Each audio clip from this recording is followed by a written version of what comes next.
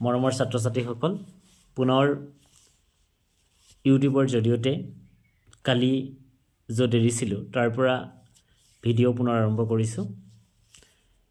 rules of simple present tense আজি আমাৰ ইয়াৰ 2 number নিয়মটো কৈছোঁ প্ৰথমতে আমি চাব লাগিব হেবিচুৱেল একচন অভ্যাসগত কৰ্ম হেবিচুৱেল একচন অভ্যাসগত বুজালে ভাৰ্বৰ সদায় সিম্পল প্ৰেজেন্ট টেন্সত ব্যৱহাৰ কৰা হয় তে হেবিচুৱেল একচন বুলি কওঁতে আমি ইয়াত কিছুমান এডভাৰ্ব অফ টাইম দেখিবলৈ পাম সেইবোৰৰ ভিতৰত always usually sometimes generally regularly often daily as soon as nowadays currently every day every week every year every month once a week once a year once a month twice a week twice daily etc etc এইবোৰ দেখাৰ লগে লগে আমি simple প্ৰেজেন্টত ব্যৱহাৰ কৰিম ইয়াৰ আগত আমি পাৰ্সনটো লক্ষ্য কৰিব লাগিব ইয়াৰ লগত পাৰ্সনটোত আমি চাব লাগিব ফাৰ্স্ট পাৰ্সন সেকেন্ড পাৰ্সন আৰু থাৰ্ড পাৰ্সন প্লেন নাম্বাৰ হলে বহুবচন ৰূপ হলে ভাৰ্বৰ লগত এস বা ইএস একো ব্যৱহাৰ কৰা নহয় ভাৰ্বৰ সৈতে এস বা ইএস বহিব যেতিয়া সাবজেক্টটো মানে কৰ্তা third person and singular number হ'ব এতিয়া আমি জানিব লাগিব কোনটো থাৰ্ড পাৰ্সন আৰু সিঙ্গুলাৰ নাম্বাৰ সাধাৰণতে আমি এটা কথা ভালকে লক্ষ্য কৰিব লাগিব আই উই ইউ আৰু দে এই চাৰিটাৰ বাহিৰে পৃথিৱীত যিমানবোৰ শব্দ আছে যদিহে এটাক বুজায় সকলোবোৰে থাৰ্ড পাৰ্সন আৰু সিঙ্গুলাৰ নাম্বাৰ হ'ব থাৰ্ড পাৰ্সন আৰু সিঙ্গুলাৰ নাম্বাৰৰ ক্ষেত্ৰতহে ভাৰ্বৰ লগত এস বা ইএস যোগ কৰা হ'ব এতিয়া আমি জানিব লাগিব কোনবোৰ ভাৰ্বৰ লগত ও হ'ব কোনবোৰ ভাৰ্বৰ লগত এস হ'ব আৰু কোনবোৰ ভাৰ্বৰ লগত ইএস হ'ব ইয়াৰ বাবে আমি ইয়াৰো এটা নিয়ম আছে যিবোৰ ভাৰ্বৰ শেষত ও ch sh ডবল এস আৰু এক্স থাকে সেইবোৰৰ ক্ষেত্ৰতেহে এস সেইবোৰৰ ক্ষেত্ৰত ইএস ব্যৱহাৰ কৰা হ'ব ইএস তেতিয়াহে হ'ব যেতিয়া ইয়াৰ সাবজেক্টটো কৰ্তাটো থাৰ্ড পাৰ্সন আৰু সিঙ্গুলাৰ নাম্বাৰ হ'ব পৰীক্ষাত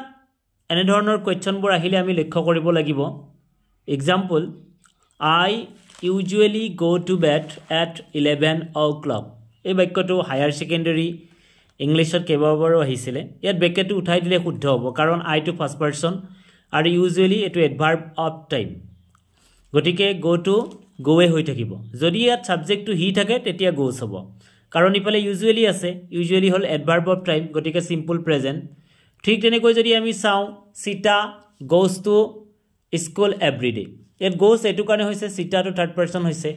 মানে আই উই ইউ আৰু দেৰ বাহিৰে ইয়াত আমি ইএস ব্যৱহাৰ কৰিছো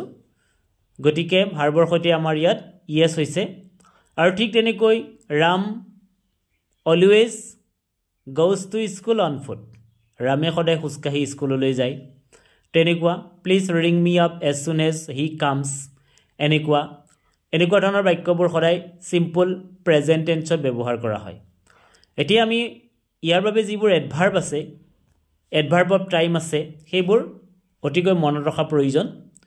ইয়াৰ পিছত আমি লক্ষ্য কৰিম যেতিয়া বাক্যটোত 3 নম্বৰ নিয়মটো কৈ আছো যদিহে আনলেছ আৰু আনটিল থাকে ইয়াৰ অৰ্থ হৈছে যেতিয়ালৈকে আনলেছ আৰু আনটিলৰ ক্ষেত্ৰত আমি চাব লাগিব বাক্যটোৰ যেতিয়া ইয়াৰ ৰাইট সাইডত দেখিবলৈ পাম সিম্পল প্ৰেজেন্ট টেন্স আৰু যেতিয়া ইয়াৰ লেফট সাইডটোত আমি সিম্পল ফিউচাৰ ব্যৱহাৰ কৰিম we shall wait here until he comes back এনে ধৰণৰ তাৰ পিছত আমি আকৌ চাব লাগিব হিয়াৰ বা দেয়াৰ বা নোটছ অফ এক্সক্লেমেশ্যনৰ ক্ষেত্ৰত সদায় সিম্পল প্ৰেজেন্ট টেন্সত হ'ব যে here comes our hero look there goes the bus তেনে ধৰণৰ আৰু যিবোৰ জেনেৰেলি কোনো এটা কাম কৰা বা হোৱা বুজাব সেইবোৰ সিম্পল প্ৰেজেন্টে হ'ব যেনে John writes a number of short stories তেনেকুৱা এতিয়া আমি লক্ষ্য কৰিম সিম্পল প্ৰেজেন্টৰ ক্ষেত্ৰত যিবোৰ সাধাৰণভাৱে আৰম্ভ হ'ব সেইবোৰ সদায় সিম্পল প্ৰেজেন্ট অৰ্থাৎ সাধাৰণ বৰ্তমান কালত ব্যৱহাৰ কৰা হয় গতিকে আমি সিম্পল প্ৰেজেন্ট টেন্স জানিব লগা হলে প্ৰথমে আমি লক্ষ্য কৰিম যে হেবিচুৱেল একচনৰ ক্ষেত্ৰত কি কি এডভাৰ্ব অফ টাইম আছে এনে ধৰণে চালে আমি সিম্পল প্ৰেজেন্ট টেন্সটো বুজিম আৰু আমাৰ সকলোৰে সহায় হ'ব মই ভাবো গতিকে সিম্পল প্ৰেজেন্ট টেন্সৰ বিষয় এখিনি আজি লৈ আহিলো পুনৰ অহাকালিলৈ আকৌ এটা ভিডিঅ' লৈ আহিম যদিহে সকলোৱে বুজি পাইছে উপকাৰ হৈছে বুলি ভাবা লাইক আৰু কমেন্ট কৰিবা আৰু সাবস্ক্ৰাইব কৰি দিবলৈ নাপাহৰিবা থ্যাংক ইউ আজিলৈ আমি ইমানতে এৰিছো